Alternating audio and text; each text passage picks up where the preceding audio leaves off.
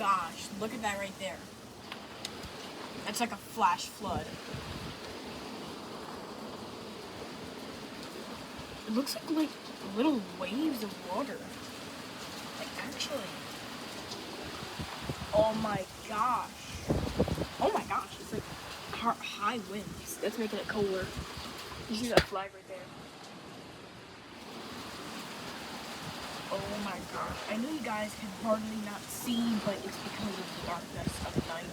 Because it's currently around. Oh my god. Oh my gosh. Oh my gosh. What the heck?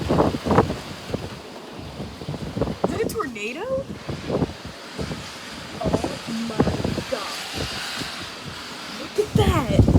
Oh my gosh. It's just like a tsunami, it looks like.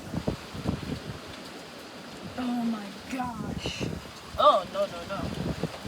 Oh my gosh. It's like trying to blow the door open.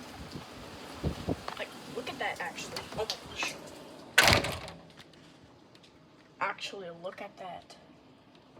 That's insane. Oh my gosh. I can barely even open this door. Bro, look at that. It's a literal flood.